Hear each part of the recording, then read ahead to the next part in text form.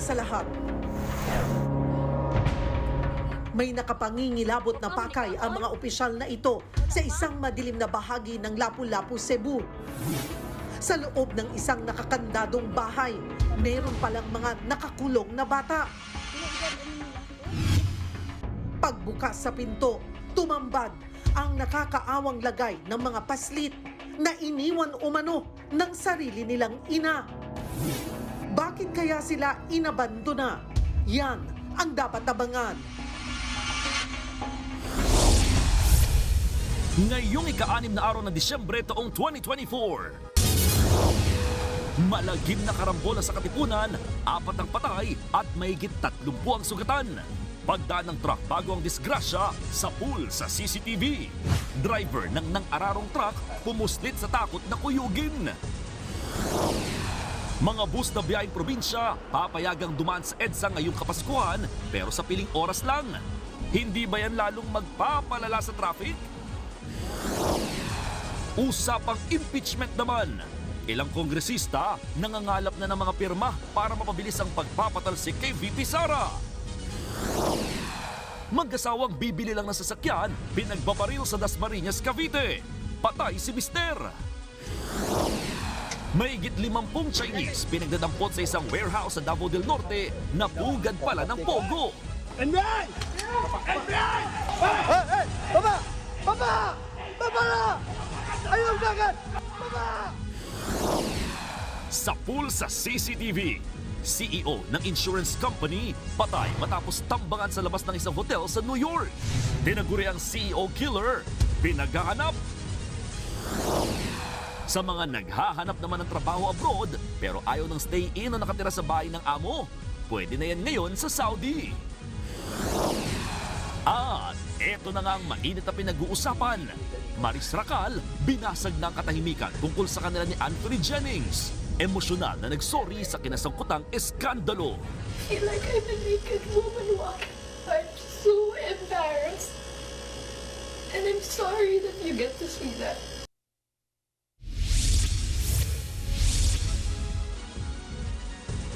Apat ang patay habang aabot sa 30 ang sugatan sa malagim na karambola ng higit 20 sasakyan sa Katipunan Avenue sa Quezon City.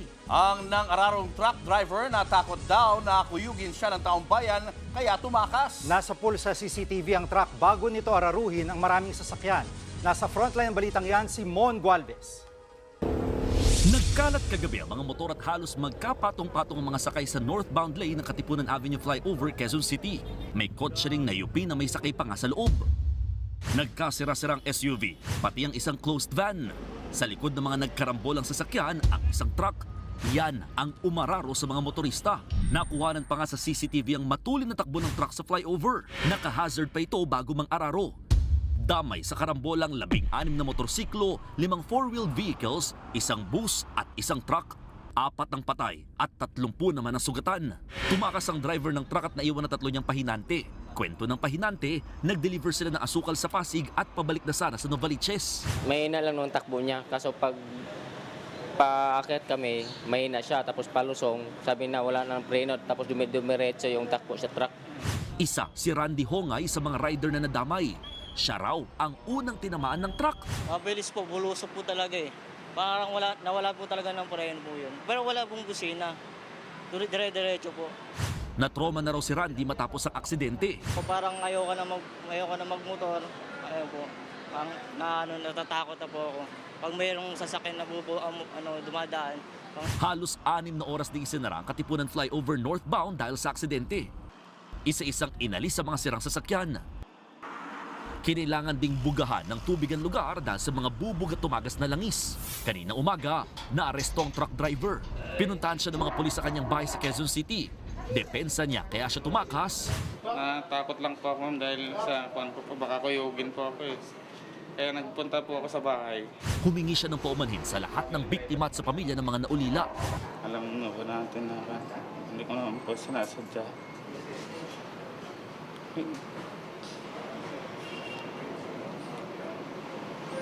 Hindi ko po kagustuhan ang nangyari. Disgrasya.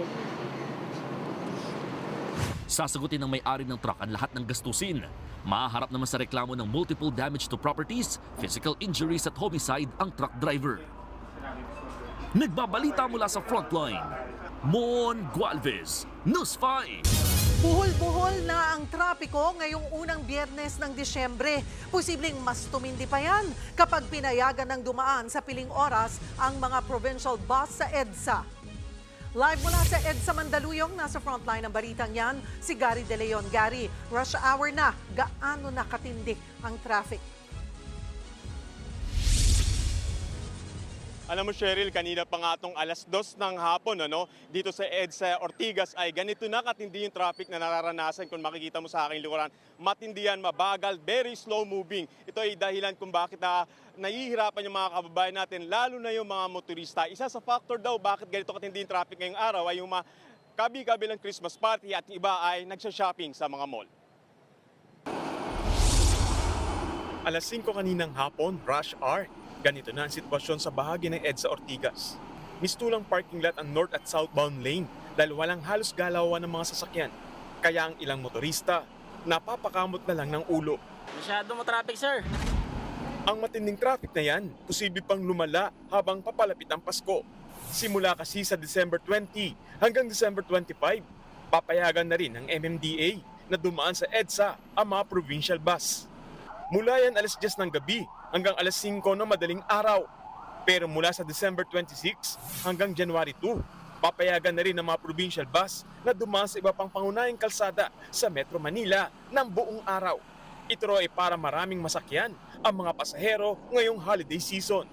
Ang ilang motorista na dumaraan sa EDSA tutol sa gusto ng MMDA. Para sa akin, sir, wag na siguro dagdagan kasi kami pa lang sobrang traffic na po eh. Hindi naman natin alam kung makakabuti yun. Ang ilang UV Express driver umalma rin sa planong yan. Sa EDSA rin kami nadaan dati, kaso ngayon pinagbawalan kami magdaan sa EDSA eh. Pahig rin kayo pag nagdaan ng bus sa EDSA, kasama din dapat kami mga UV Express. Sasabayan pa ang matinding traffic ngayong Christmas season ng paggalaw ng presyo ng petrolyo. Sa pagtataya ng DOE, posibleng tumaas hanggang 30 centavos ang kada litro ng gasolina sa susunod na linggo. May rollback naman ng diesel na hanggang 70 centavos kada litro, habang may tapyas din na hanggang 60 centavos kada litro ang kerosene. Maraming salamat, Gary De Leon. Dagdag traffic din ng mga pasaway na dumaraan sa EDSA busway. Kabilang sa mga sinita kanina ang bus na may mga sakay na estudyanteng mag-field trip. Nasa frontline na balitang yan si Gary De Leon. Maagang sinuyod ng mga operatiba ng Special Action and Intelligence Committee for Transportation ang bahagi ng EDSA Santolan sa Quezon City. Umaga pa lang, marami na silang naispatan na mga pasaway na motoristang dumadaan sa EDSA busway kahit bawal. Gaya na lang ng motor na yan na tumulay sa yellow road marking. Sinubukan pa ng rider na magtago sa mga sasakyan pero na-corner pa rin siya. Ang bus na ito nasakay ang mga estudyanteng nasa field trip, nahuli ring dumaan sa exclusive bus lane. Alam po ninyong bawal dumaan ng bus lane? Hindi po. Aminado naman po ako eh. Kasi nakita ko sa bus lane. Kaya dumaan ako. Sir, hindi pa naman ako nabibiyahe dito. Wala ring dalang ORCR ang driver ng bus. Kaya't bukod sa 5,000 multa sa pagdaan sa busway, dagdag violation niya ang failure to bring registration. May mga ambulansya rin na nahuling dumaan kahit walang sakay na pasyente. Wala rin kawalang emergency vehicle na ito na galing sa probinsya. May re-respondehan lang daw sa Cavite pero wala rin siyang sakay. Sa uli, nasa 13 ang nahuli sa operasyon kaninang umaga. Nagbabalita mula sa frontline, Gary De Leon, News 5. Tinatrabaho na ng ilang mambabatas na makakuha ng sapat na pirma para mapabilis ang pag-usad ng impeachment complaint laban kay Vice President Sara Duterte. Ang kampo naman ng bise nagbibilang na ng kakampi. Nasa frontline balitang yan si Marian Enriquez. Sa impeachment proceedings ng House Committee on Justice, posibleng abutin ng ilang buwan ang proseso bago maratipikahan kung sakaling patalsikin si Vice President Sara Duterte. Kaya ang Makabayan Bloc nagsimula ng mangalap ng higit 100 pirma para imbes na dumaan pa sa komite, balak nilang idiretso na sa plenaryo ang resolution of impeachment at iaakyat agad sa Senado na tatayong impeachment court. Wala pang eksaktong numero kung ilan ang gustong pumirma pero umaasa ang Makabayan Bloc na susuportahan sila ng mga kasamahan sa Kamara. Yung mga nag-participate actively doon sa mga hearings ay madali na sa kanilang mag-desisyon. At saka marami naman kaming mga kasamahan din na naririnig namin na support sa impeachment. 2 impeachment complaint ang nakahain sa Kamara laban kay VP Sara. Pero may hinihintay pa raw na pangatlong reklamo sa susunod na linggo. Ayon sa isa sa mga complainant na grupong bayan, hindi politika ang agenda ng inihain nilang impeachment. Gusto lang daw nilang panagutin ang bise sa umano'y pagwawaldas ng pondo. I think it's well within our rights as citizens to seek accountability when public funds are involved. Pero ang tanong, may panahon pa ba para sa impeachment? Ayon kay Batangas Representative Jinky Luistro, oo, basta idaraan daw sa resolution of impeachment ang kaso. Matatapos daw ito ng Kamara bago ang eleksyon sa Mayo. Ang problema, baka Senado raw ang magahol sa oras. Is it legally possible na yung i-endorse na impeachment complaint ng Congress before the 2025 election may still be heard by the Senate after the 2025 election? That is a legal question that I want to raise. Laging iginigiit ni VP Sara na biktima lang siya ng pamumulitika ng Administrasyong Marcos. Pero kahit si PBBM, umapila na dati na wag na raw sana ituloy ang impeachment sa bise. Kung si dating Presidential Legal Counsel Salvador Panelo naman ang tatanungin, mukhang porsigido ang Kamara na ituloy ang impeachment. Tuloy na tuloy yan unless na magkaroon ng kidlat ng kaliwanagan ng bawat isa. Sa ngayon, ang problema na raw ayon kay Panelo ay kung sino-sino ang magiging kakampi ni VP Sara sa Senado. Hindi pa raw kasi sasapat ang numero nila sa Senado na tatayong impeachment court. Ang tingin ko, parang lima pa lang ang siguradong boboto ng acquittal dyan. Si Bongo, si Bato, yes. Yung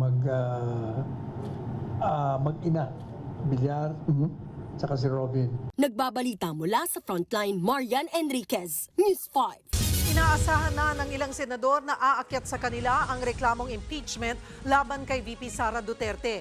Meron ng mga tutol pero meron ding naninimbang pa. Nasa Frontline ng balitang yan, si Mayan Los Baños. Planado ang pagpapatalsik sa pwesto kay Vice President Sara Duterte. Yan ang paniwala ni Senator Bato de la Rosa na kilalang kaalyado ng pamilya Duterte. We are preparing for the worst. Sabi nga lang, kakapalabas lang yung text ng presidente nung araw na ito, kinabukasan, nandun na sila, nag-file na sila kaagad, lukuhin nila yung pagong.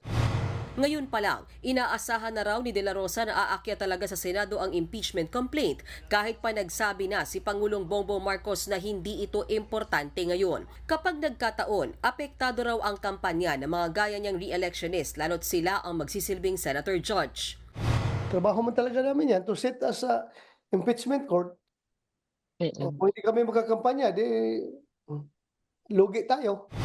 Sa 23 senador, 16 ang kailangan bumoto para ma-impeach si VP Sara. Pero kapag may 8 bumotong not guilty o nag-abstain, mananatili sa pwesto ang bise. Ayon naman kay Senate President Chis Escudero, bagamat handa silang mag-convene bilang impeachment court, sakaling umakyat sa kanila ang reklamong impeachment, hindi pa raw nila ito na pag-uusapan. Hindi, dahil ayokong i-assume yung mga mangyayari at ayokong pangunahan, one way or the other. Dahil pag sinabi kong maghanda na, magsimula na kayo, ready, get set, pero wala pang go, baka isipin ako'y pumapabor o kumikiling sa paghahain o pagsampa. Naniniwala naman si dating Senate President Mig Zubiri na marami sa mga kapwa niya senador ang ayaw ng impeachment sa kahit sinong opisyal. It's going to be very divisive. I know I'm supposed to not talk about the impeachment, but in my heart, is this what we want so close to the election? Sana walang gulo, kasi ayaw po natin ng gulo at this point in time. Gusto ko po nga namin ceasefire muna at this point in time. Nauna nang sinabi ng ilang senador na hindi sila sigurado kung kaya pa ng schedule ng Senado ang impeachment lalo't malapit na ang eleksyon. Gayunman, pwedeng mag-convene ang impeachment court kahit pa nakabreak ang sesyon. Nagbabalita mula sa Frontline, Mean Los Baños, News 5. Mas mapapaagaraw ang pagpapauwi sa Pinay convict na si Mary Jane Veloso mula Indonesia. Pirmado na ng dalawang bansa ang kasunduan para dito na magpapasko sa Pilipinas si Mary Jane. Nasa frontline na balitang yan si Riniel Pawid. Sa katapusan pa inaasahang mapapauwi sa bansa ang Pinay death row convict na si Mary Jane Veloso na nakakulong ngayon sa Indonesia. Pero sa bagong pahayag ng Indonesian government, kinumpirma ng senior official nila na mas pinaaga ni Indonesian President Prabowo Subianto ang pagpapauwi kay Veloso. Makakabalik na raw siya sa Pilipinas bago magpasko. Kaya ang mga magulang ni Mary Jane labis ang tuwa sa natanggap na magandang balita. Yun lang po, kung mag-uwi na po yung anak ko, yun lang po talaga ang hinihintay namin, pinaabang-abangan. Kaya nga po hindi na kami nakakatulog ni tatay, hindi na makakain kayo isip eh. Sana po, wag na pong ikulong sana, direksyon na po dito sa amin. Sa unang pahayag ng gobyerno ng Indonesia, ipinauubaya na nila sa Pilipinas kung bibigyan ng clemency si Mary Jane. Pero ayon sa government source ng News 5, posibleng sa unang quarter ng 2025 papalayain si Veloso. Sa kabila ng pag-turnover ng Indonesia kay Veloso, nagpasa rin din silang reciprocal o palitan ang ginawang pagpapalaya. Sa oras na may kukunin din silang Indonesian citizen na nakakulong sa Pilipinas, sana'y isaalang-alang din daw ito ng gobyerno. Ngayong Biyernes magkakaroon ng dialogo sa ilang opisyal ng Department of Justice at counterpart nila sa Indonesia. Dito inaasahang maseselyuhan ang nakatakdang pag-uwi ni Veloso bago mag-December 25. Sa impormasyong nakuha ng News 5, posibleng limitadong tao lang mula sa DOJ, NBI at DFA ang pahihintulutan ng Indonesian government para sunduin si Veloso. Pagbalik sa Pilipinas ay idediretso siya rito sa Women's Correctional sa Mandaluyong. Dito rin siya magkakaroon ng selebrasyon ng unang Pasko sa Pilipinas matapos ang 14 na taon. Nagbabalita mula sa Frontline, Riniel Pawid, News 5. Kaliwat kanan na mga Christmas party kaya ilabas na ang lechon. Dagsa ng mga suki sa Laloma habang hindi pa nagtataas presyo. Nasa Frontline balitang yan si Laila Pangilinan.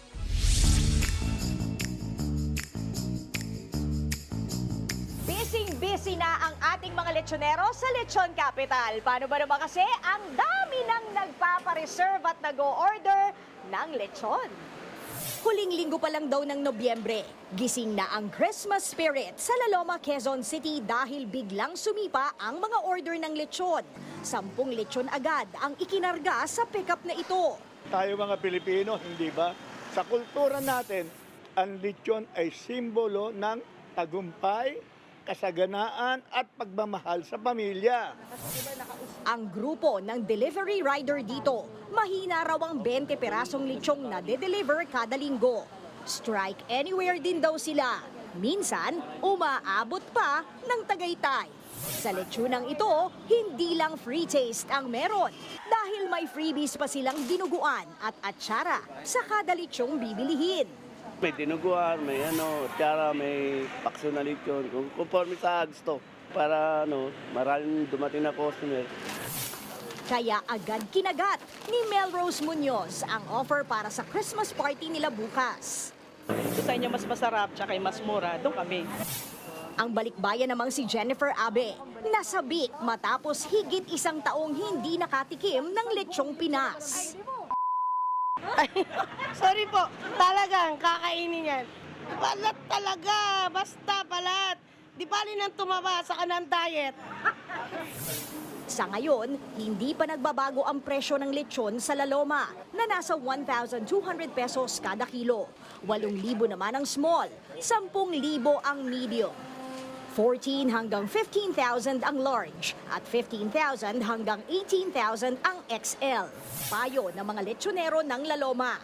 The bigger the lechon, the better dahil mas makakamura. Pero asahan daw na tataas ang presyo nito pagsapit ng December 16. Nagbabalita mula sa Frontline, Laila Pangilinan, News 5.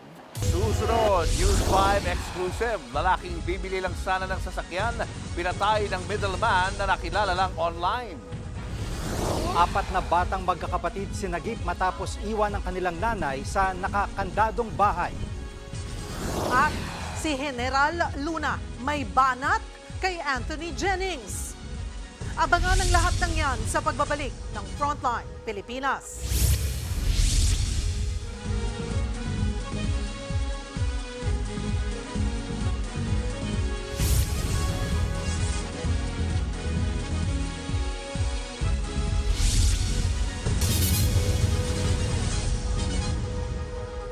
Mga kapatid, Julius Babaw po, nasa Middle East o saan mang dako ka ng mundo, manatiling may alam at may pakialam sa mga mainit na balita dito sa ating bansa.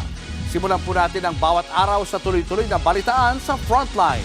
Mag-follow at mag-subscribe sa social media pages ng News 5. Itinumba sa Dasmariñas, Cavite ang isang car dealer.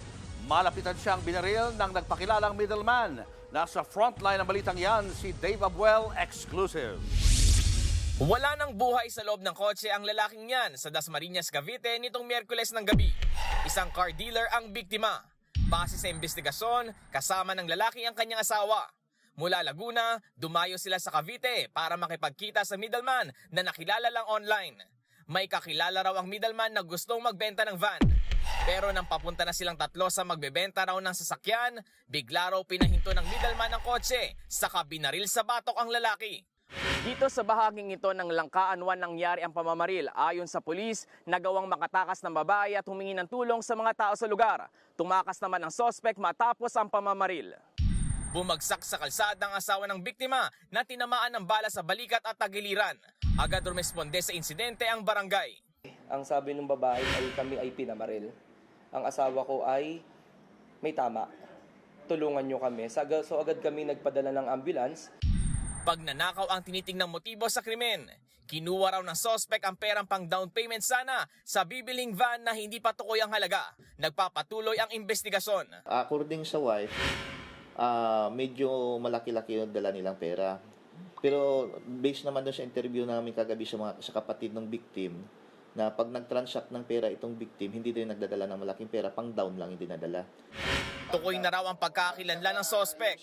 Tinutugis na siya. Nagpapagaling pa sa ospital ang asawa ng biktima. Nagbabalita mula sa Frontline, Dave Abuel, News 5.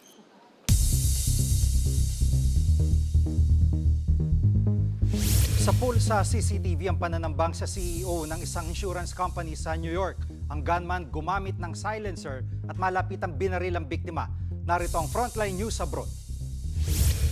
Naglalakad ang lalaking yan sa labas ng isang hotel sa Manhattan sa New York, Amerika nang bigla siyang pagbabarili ng isang armadong lalaki. Sa takot, napatakbo ang nakakita sa krimen. Ang gunman, nilapitan pa ang biktima at saka muling pinaputukan. Nang masiguro ng suspect na patay na ang biktima, dito na siya sumibat. Ang biktima ng krimeng yan, ang CEO ng United Health Insurance Unit na si Brian Thompson. Ayon sa mga pulis, targeted attack ang nangyari. Magdamag daw inabangan ng suspect si Thompson sa labas ng hotel. At sakto pang ilang minuto na lang bago ang nakatakdang Annual Investors Conference ng kumpanya.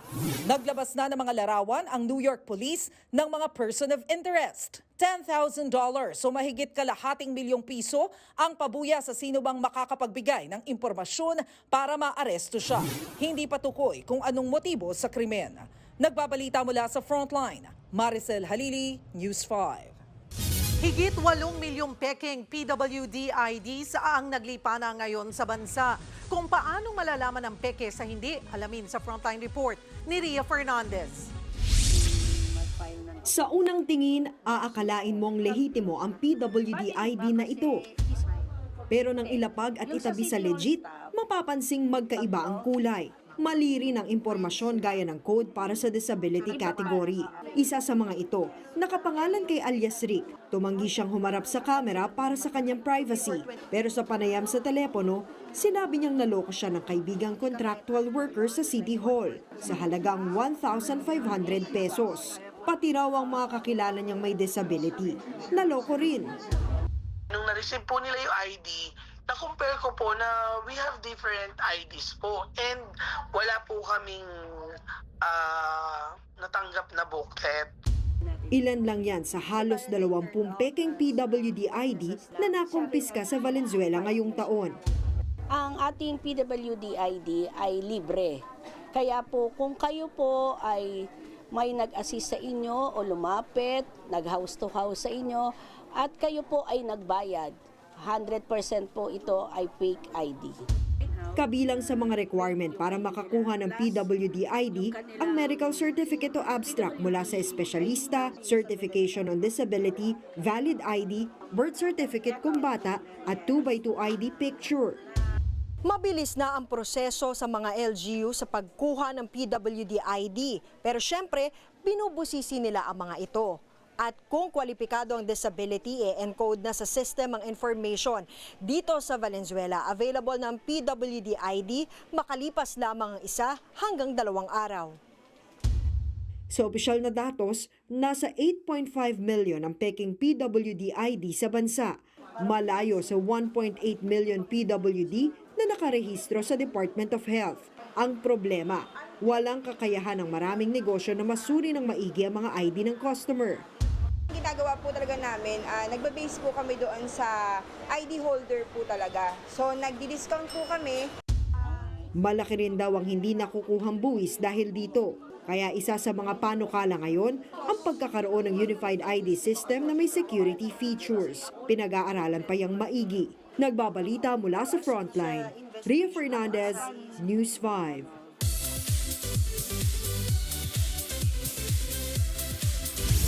Eto na nga, tinatamaan ang career ni Maris Racal sa screenshot revelation ng ex ni Anthony Jennings. Natanggalan na nga raw siya ng endorsement, pati ang ilang celebrities na pa-react sa issue. Nasa frontline na balitang yan, si MJ Marfori. Next! Direk, I'm ready. Just this September, inilaunch si Maris Racal bilang endorser ng cosmetic brand na ito. Pero matapos masangkot sa cheating issue, kaugnay kay Anthony Jennings, tinapos ng Dazzle Me ang partnership nila kay Maris Racal bilang endorser. Pero kailangan raw nila itong gawin para mapangalagaan ang integridad ng kanilang produkto. Ang ilang artista, hati ang opinion sa isyung kinakaharap ng Mathon. Ang aktor na si John Arcilla, ayaw raw manghusga pero tila hindi rin napigilang magbigay ng banat kay Anthony. Ang aktres naman na si Rica Peralejo, walang direktang kinampihan sa mga sangkot. Lahat daw ng tao ay may good at bad side. Pero ang mapahiya dahil sa maling gawain gaya ng cheating, deserve. Nagbabalita mula sa Frontline, MJ Marfori, News 5. Susunod, 4 na paslit na kinandado ng sarili nilang ina sinagip sa Cebu. Mga OFW pwede nang magtrabaho bilang stay-out na empleyado sa Saudi. Magkano kaya ang sweldo? At pambansang kamao Manny Pacquiao ihahanay na sa International Boxing Hall of Fame. Yan at iba pa sa pagbabalik ng Frontline Pilipinas.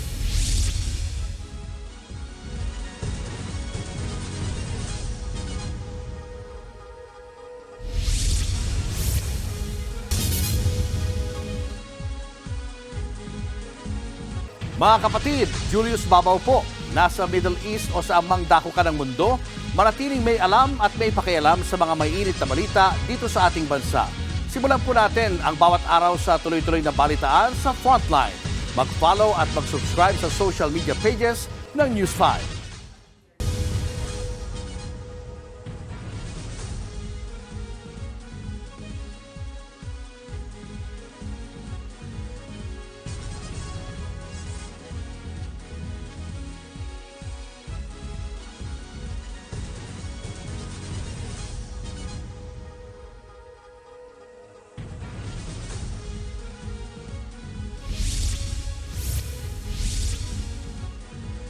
Higit kalahating araw kinandado sa loob ng kanilang bahay ang 4 na batang magkakapatid sa Cebu.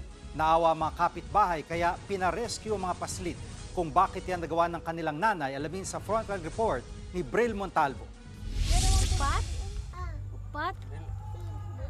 Pasado alas 4 ng hapon nitong Miyerkules, nakitang nakadapang nagsisiksikan at pilit dumudungaw ang 4 na paslit sa ilalim ng pinto ng kanilang bahay sa barangay Punta Engaño sa Lapu-Lapu City, Cebu.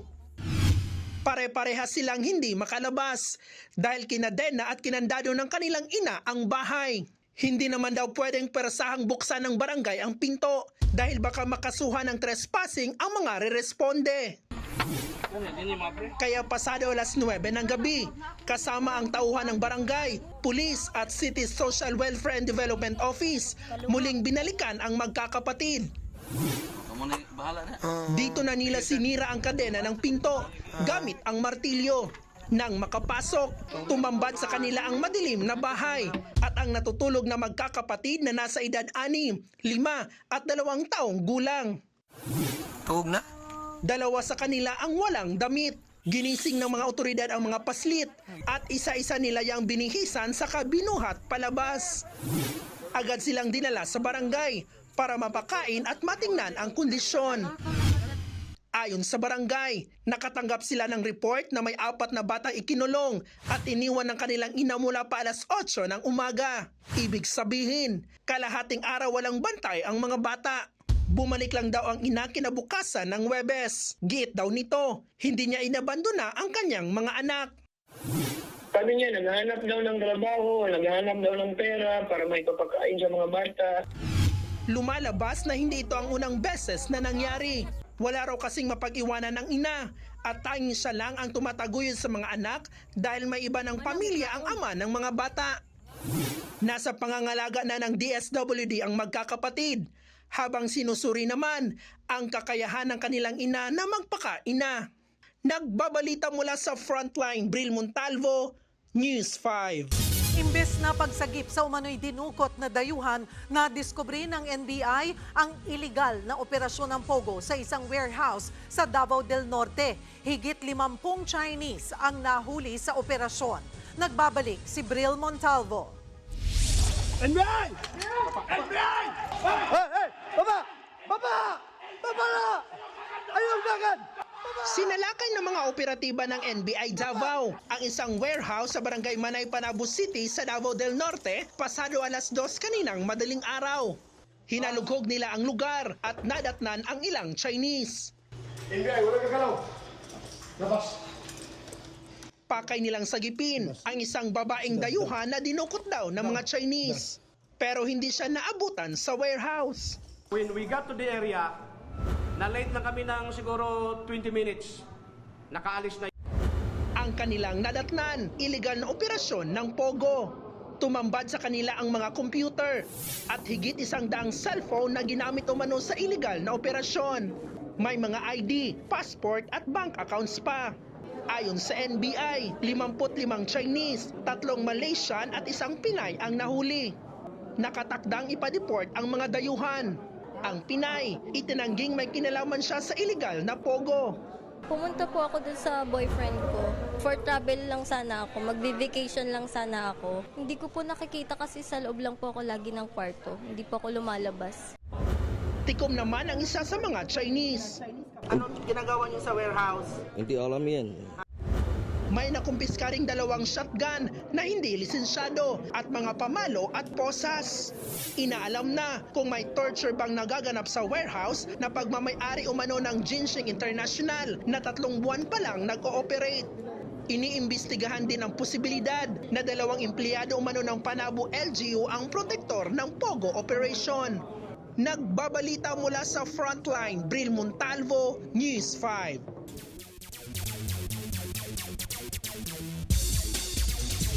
Para maghatid ng mainit na Frontline News sa Sports, makakasama natin ngayon si PVL star Fifi Sharma. Welcome back, Fifi. Maraming salamat, Julius. Na-elect sa International Boxing Hall of Fame si Pinoy boxing legend Manny Pacquiao. Opisyal na isasama sa Hall of Fame ang pangalan ng pambansang kamuo June of next year. Patunay lang ang bagong achievement na isa si Pacquiao sa greatest boxers. Si Pacman lang ang natatanging naging 8th Division World Champion sa boxing. Nag-retire siya na may record na 62 wins, 8 losses, and 2 draws.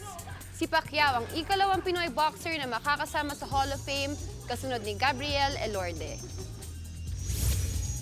Tinatarget ni Pinay boxer Neshty Petesio na makuha ang Olympic gold sa Los Angeles 2028 Olympics. Sinabi yan ni Petesio kasunod ng pagtanggap niya ng Siklab Award para sa national athletes. Nagdala ng karangalan sa bansa si Neshty nang manalo siya ng bronze medal sa 2024 Paris Olympics. Naka-silver din siya sa Tokyo 2020 Olympics. Kaya naman, gold lang daw ang gusto niyang makuha bago ma-retire sa boxing. Marami pa tayong sports news mamaya, kaya dyan lang kayo mga kapatid. Susunod, pasahero ng bus na yan nahulog nang biglang bumukas ang pinto. At naglalakad na babae nasa pool ng sumabog na sidewalk. Tutok lang mga kapatid, magbabalik pa ang Frontline Pilipinas.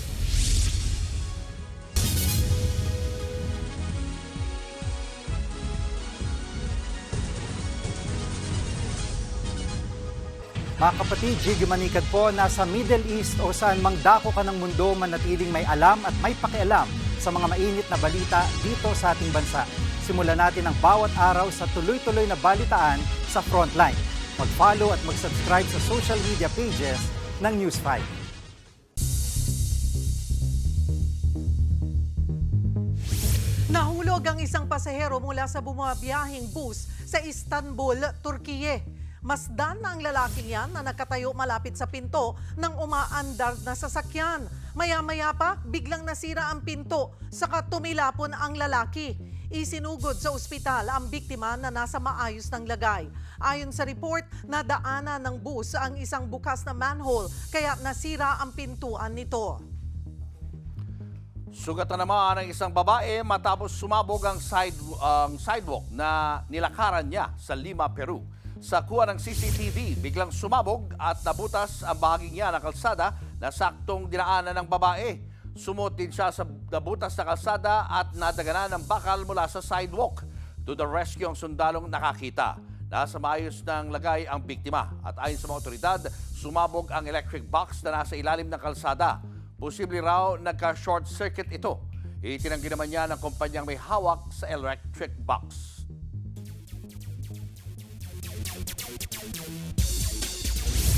Out of town ulit ang PBL All-Filipino Conference na gaganapin bukas sa Minglanilla Sports Complex sa Cebu City. Una maghaharap ang Nexted Chameleons laban sa Signal HD Spikers alas 4 ng hapon at sunod naman ang Capital One Solar Spikers at Galleries Tower High Risers 6:30 p.m. May ilang lucky fans ang nakapag-meet and greet sa paborito nilang players at excited na rin daw ang mga Cebuana players na sina Kritch Makaslang ng Nexted Chameleons at Rica Rivera ng Capital One na maglaro sa kanilang hometown. At yan ang Frontline Sports News ngayong Friday. Ako po si Fifi Sharma. Happy weekend mga kapatid! Susunod, pasyalan natin na makulay at masayang Christmas Carnival sa Marikina. Marami pa kayong mga balitang dapat malaman sa pagbabalik ng Frontline Pilipinas. Mga kapatid, Jiggy Manikad po, nasa Middle East o saan mang dako ka ng mundo, manatiling may alam at may pakialam sa mga mainit na balita dito sa ating bansa. Simulan natin ang bawat araw sa tuloy-tuloy na balitaan sa Frontline. Mag-follow at mag-subscribe sa social media pages ng News 5.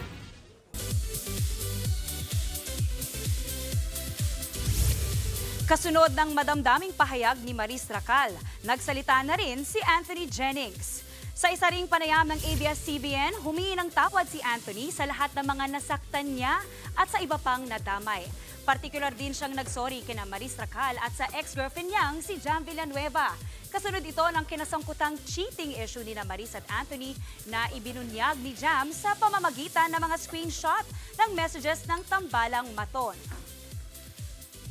At yan ang showbiz updates ngayong Friday. Ako po, si Maui David. Happy weekend!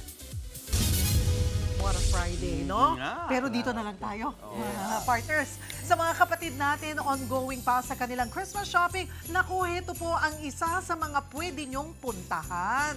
Pwede na rin isabay ang family bonding at i-enjoy ang Carnival Ride. At live mula sa Marikina City, nasa Frontline balitang yan si Faith Del Mundo.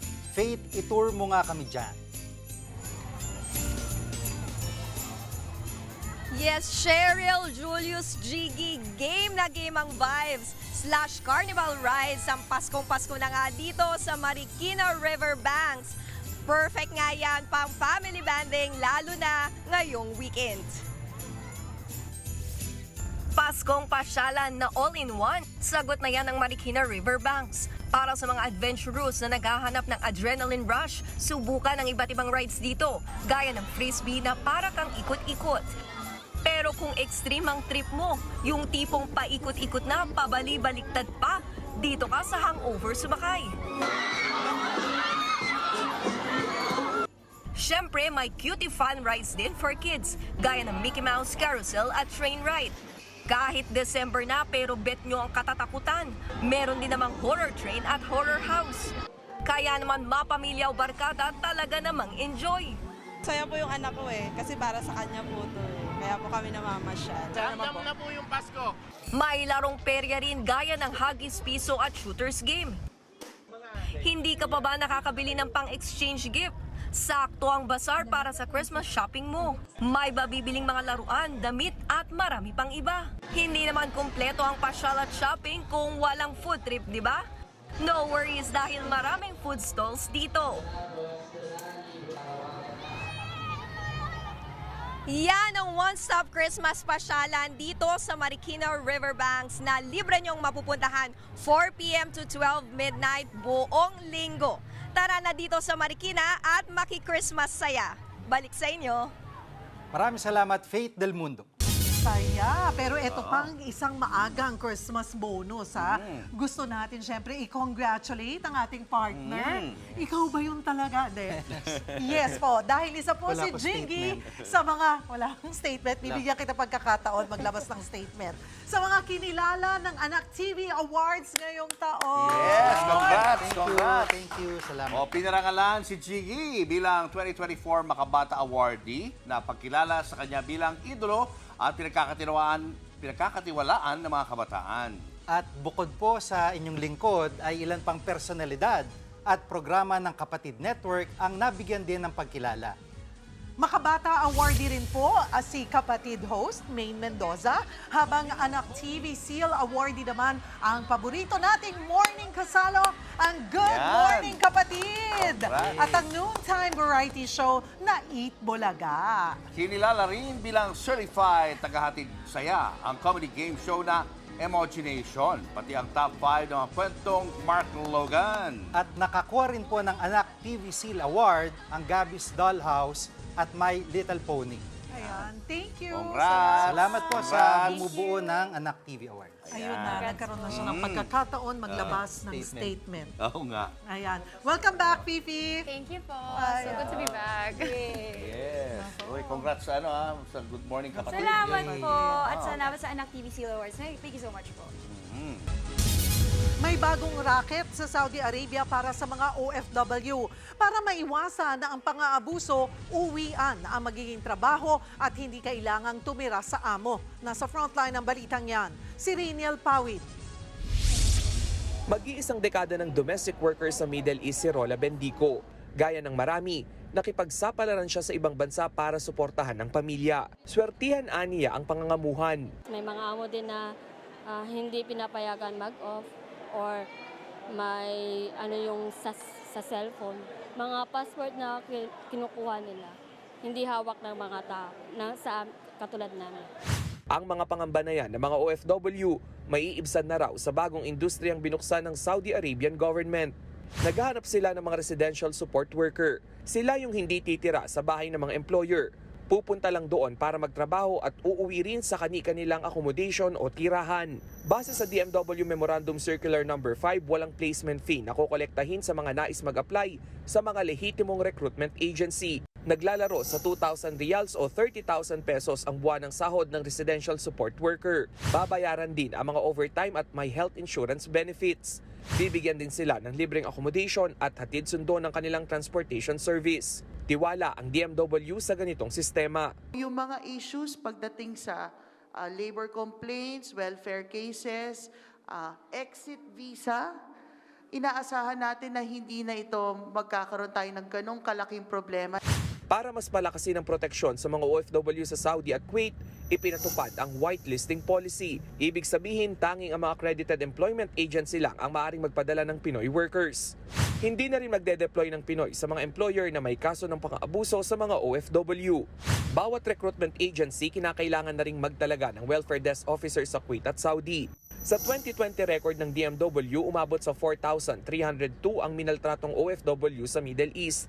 Ayon sa Philippine Statistics Authority, numero 1 destinasyon ng mga OFW ang Saudi Arabia noong 2023. Higit 430,000 ang Pinoy na nagtatrabaho sa Saudi Arabia. Nagbabalita mula sa Frontline, Rainiel Pawid, News 5. Pinangambahang mawala ng tirahan ang nasa 300 rescued animals dahil nabili na ang kanilang shelter. Nasa Frontline na balitang yan si Mon Gualvez. Misyon ng Ocean Project Foundation ang mabigyan ng tahanan ang mga aso at pusang inabandona at inabuso. Sa loob ng 6 na taon, umabot sa 2,000 na ang na-rescue ng foundation habang nasa 1,000 naman ang nabigyan ng bagong pamilya. Everything's all by God's grace. So as a non-profit org, we get zero funding from the government. And we survive, of course, through the donations and help of people who believe in our cause. Ang naiwan sa kanilang pangangalaga na nasa 300 rescued animals ay pinangangambahan ngayon na mawalan ng tirahan. We have less than 30 days to move them, so we have to choose a location that's near.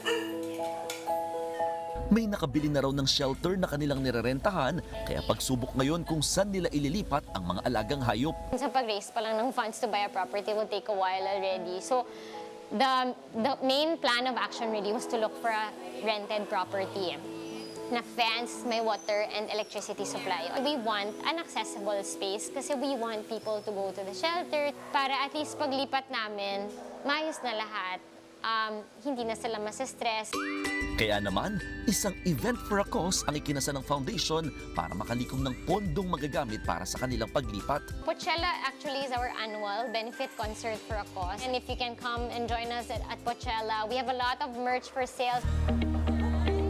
Hinihikayat din nila ang volunteers na naghahanap ng purpose in life.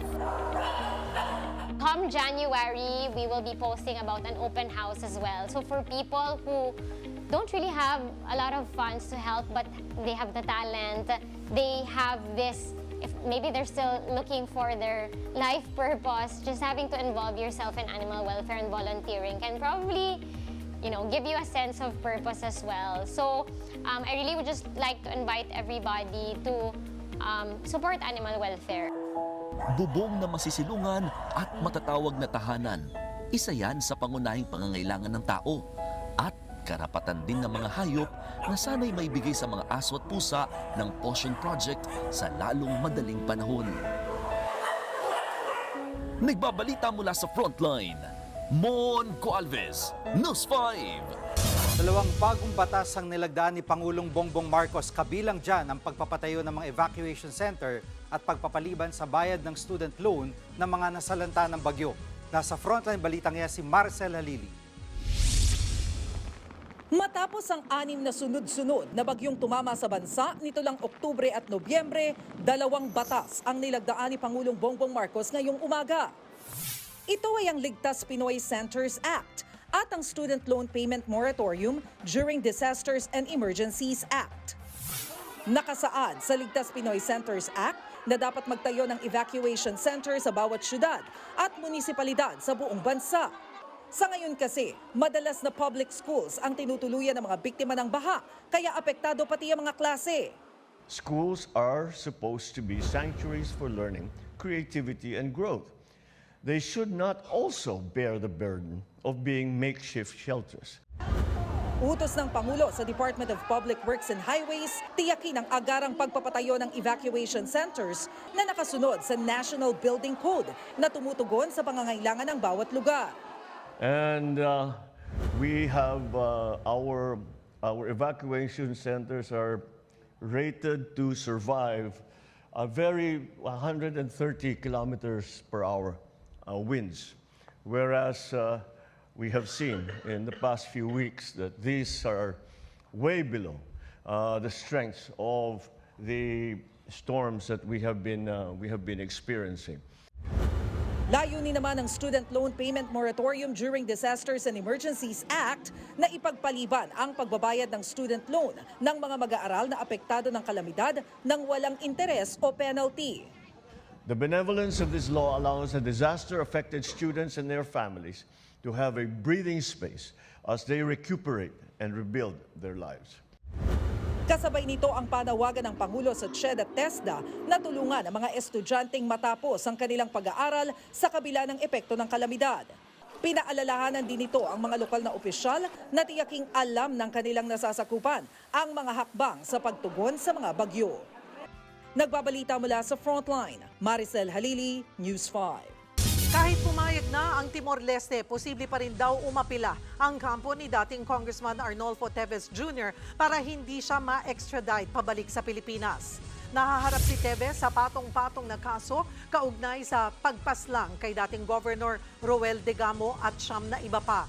Sa Timor-Leste siya naaresto ng Interpol at nauna nang ibinasura ng Timor-Leste ang hirit niyang huwag siyang ibalik sa Pilipinas. Pero ayon sa Department of Justice, hindi pa rin nila sigurado kung kailan siya maiuuwi dahil pwede pa rin iapila ng dating kongresista ang desisyon ng korte roon. Gayunman, kumpiyansa raw ang DOJ na kakatigan pa rin ng Timor-Leste ang extradition request ng Pilipinas kahit muling umapila si Teves. Formal nang tinanggap ni Pangulong Bongbong Marcos ang orihinal na kopya ng Murillo Velarde 1734 map. Sa talumpati ng Pangulo, sinabi niyang matibay na ebidensya ang mapa sa 2016 arbitral ruling tungkol sa West Philippine Sea. Ipinapakita kasi sa mapa na matagal nang may jurisdiksyon ang Pilipinas sa Scarborough Shoal na dating tinawag na Panakot Shoal. Gayun din sa Los Bajos de Paragua na kilala ngayon bilang Spratly Islands. Kilala ang mapa bilang Mother of All Philippine Maps. Noong 2014, binili ni Mel Velasco Velarde ang mapa sa isang auction sa London. Ngayong araw ay opisyal niya itong dinonate sa pamahalaan.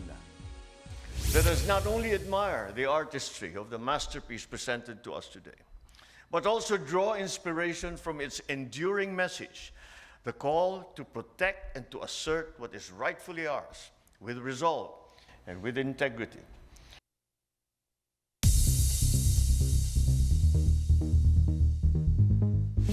Record-breaking ang isang bahay sa Germany. Meron lang naman silang higit 600 Christmas tree. Panoorin po sa report na ito.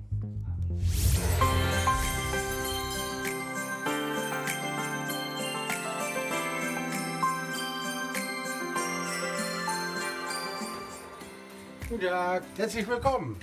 Immerhin. Sandamakmak na makukulay na Christmas decors. Kumukuti-kutitap na Christmas lights. At sangkaterbang Christmas tree. Hindi yan panibagong Christmas pasyalan. Bahay lang yan. Bonggang bahay sa Germany.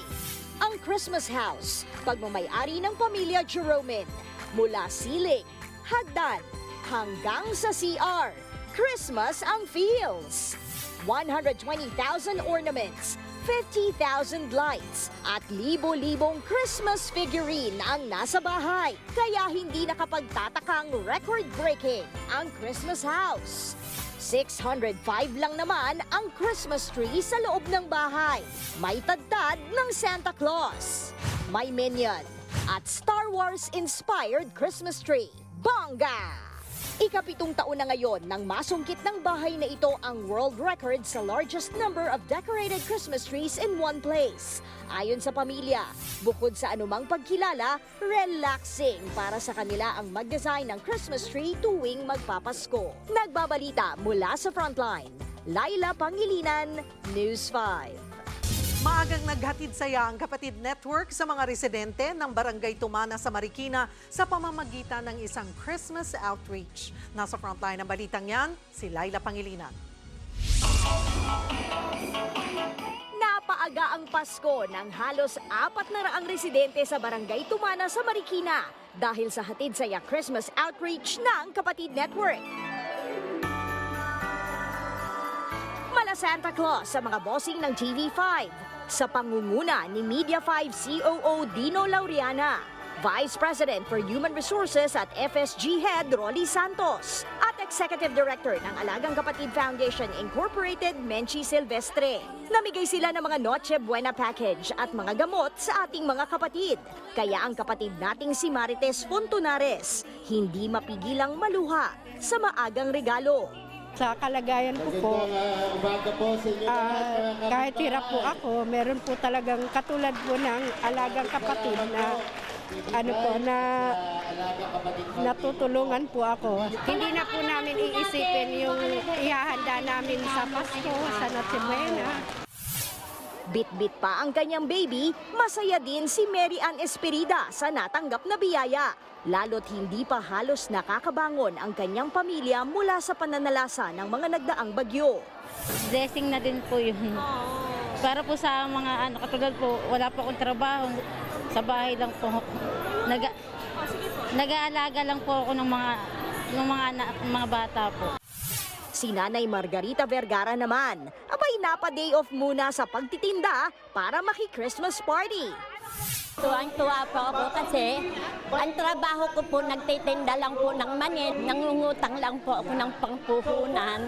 Kaya masaya po ako. Si Emily na pangangalakal ang pinagkakakitaan, nagpaplano ng gumawa ng fruit salad mula sa natanggap na Noche Buena package. Kasi wala akong pambili ng mga ganito. Dito ang tawa ako, nagkaroon ako ng ganito. Ito na ang pangalawang beses ng paghahatid saya ng buong Kapatid Network at asahan pa na hindi dito natatapos.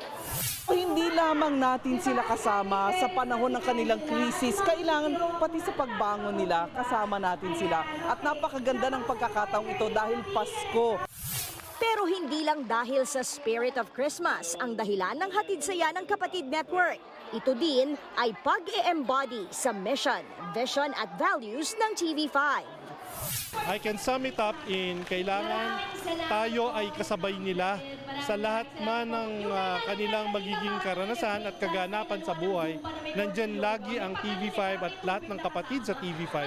Sasabayan sila kung ano man ang pangangailangan nila para yung madali nilang itawid yung kanilang pinagdaraanan.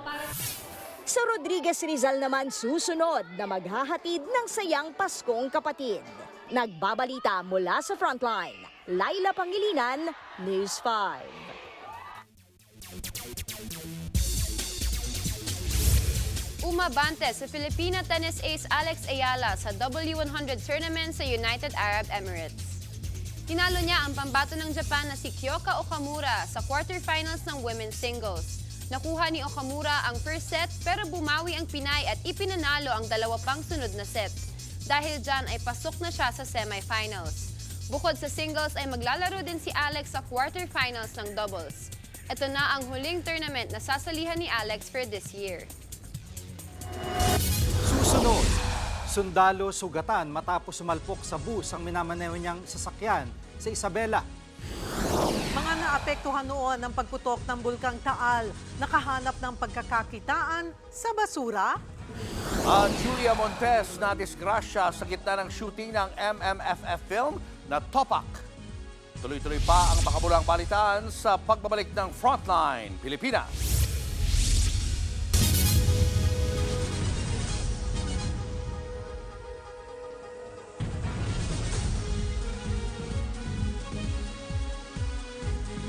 Mga kapatid, Cheryl Cosim po. Nasa Estados Unidos, Canada o saan mang dako ka ng mundo, manatiling may alam at may pakialam sa mga mainit na balita dito sa ating bansa. Simulan natin ang bawat araw sa tuloy-tuloy na balitaan sa Frontline.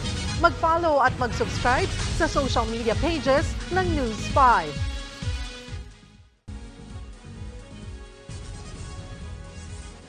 Kritikal ang kondisyon ng isang sundalo matapos masalpok ng bus sa Gamo, Isabela. Higit 13 iba pa ang sugatan. Nasa frontline ng balitang yan si Rainiel Pawid. Nayupi ang harapang bahagi ng AUV na ito sa National Highway sa bayan ng Gamo, Isabela. Sumalpok ang kotse sa kasalubong nitong pampasaherong bus kaninang madaling araw. Sa lakas ng impact, nagpaikot-ikot pa ang AUV sa kalsada. Dumausdos naman ang bus sa gilid ng highway. Ayon sa mga pulis, tinitingnang dahilan ang madulas na daan dahil sa pag-ulan doon. Dahil sa insidente, kritikal ang lagay ng isang sundalo na nagmamaneho sa AUV.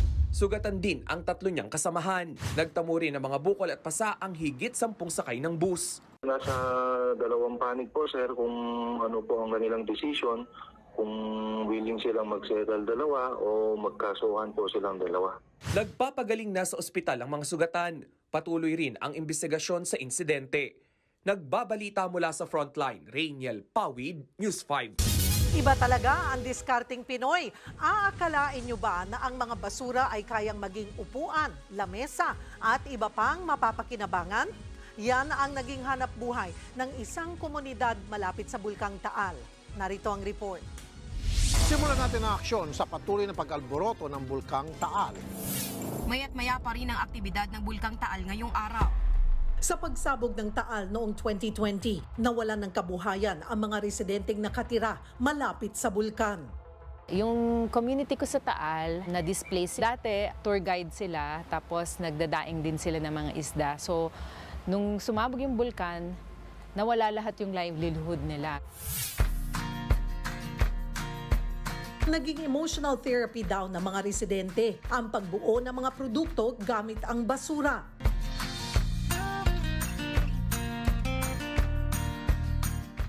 Tinuruan ko sila how to manage their household waste. Tapos lahat nung basurang nakolekta nila o na-segregate nila sa bahay, yung mga recyclable, pwede nila ibenta yon. Hanggang sa maging daan ito para magkaroon sila ng hanap buhay sa tulong ng social enterprise na Junknut Eco Creatives. Yung mga residuals, yung mga plastics, tinuruan ko sila na itwine yon manually. Tapos hugasan muna nila, lilinisin, tatwine manually. Tapos yun yung binibili ko sa kanila. So para hindi na nila tapon sa lake yung mga basura nila or sunugin.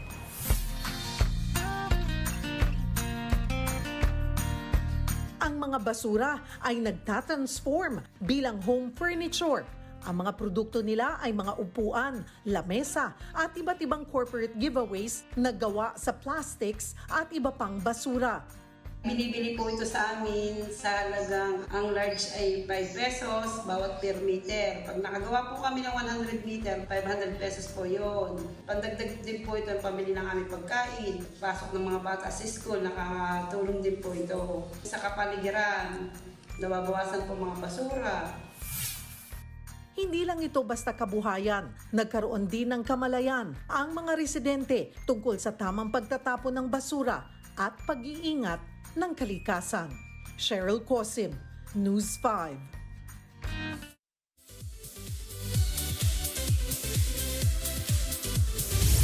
Eto na nga, hindi lang sa Spotify, dinomina rin ng Nations Girl Group na Bini ang YouTube.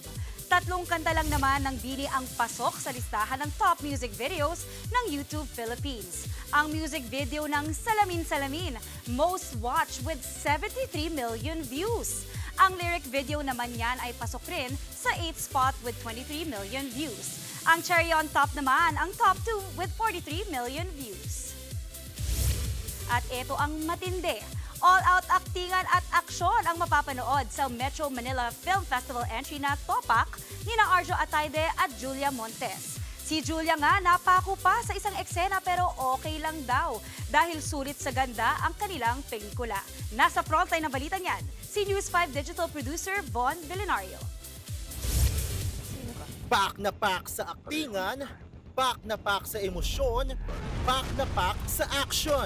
Yan ang aabangan ng fans ng action genre sa MMFF entry na Topak.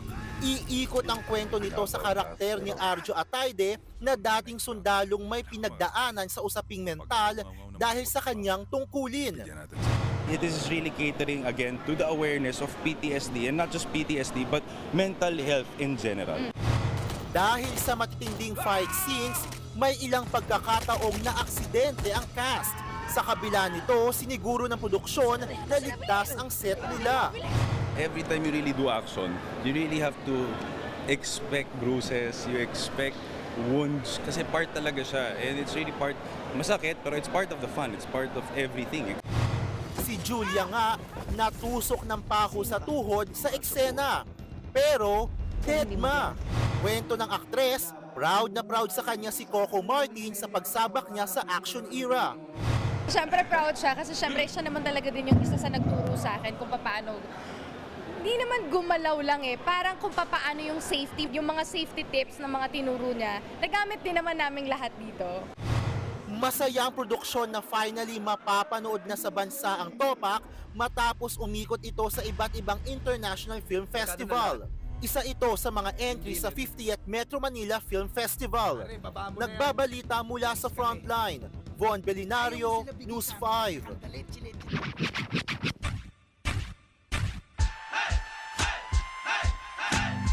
Pagbilang mo ng 5, Sabado mo, kumpleto na. Dahil 5 mga kwentong panalo at pampaskong palaro ang hatid ng ating pambansang pantanggal umay. Kung ano mga kwentong yan, alamin sa Kwento Sang Minuto ni Mark Lugan. Rubik's na pangmalakasan, laruan na mukhang simple, pero marami ang nangangamote. DIY o do-it-yourself na produkto, kakasa ka ba sa sukang pula o detergent na papatay sa 1% na mikrobyo? Ang mga pagkain na tuwing bare months lang na ihahain, ating yang nanamnamin, kasama ang kwento ng recipe mula sa Family Legacy. Samahan ng Team Logan sa bentang-bentang game sa mga bagets, mga timers at Gen Z. Swak na swak ang mga laro for the entire family. Sali puwes sa mga barberong gala, dadayo kahit gaano pa kalayo para sa libreng tapas with extra aguinaldo. Nagbabalita mula sa Frontline, Mark Logan, News 5. Nakakatikim. Nakakatakam pala. Nakakatikim. Mali pa. Nakakatakam, no? Oo. Bibingka at Puto bongbong. Marami yan sa sa Cubao. Sa Cubao. Bawal sa... Kaya kailangan tikman na. Ayan. Ay, nako. Malapit na mga kapatid. Nakaputo bongbong na po ba kayo? At bibingka? Abay, 19 days na lang. Pasko na. At yan ang mga balita at impormasyong dapat nyo malaman sa araw na ito. Mga balita para sa may alam at may pakialam. Kami ang inyong mga kasangga sa Frontline, Pilipinas.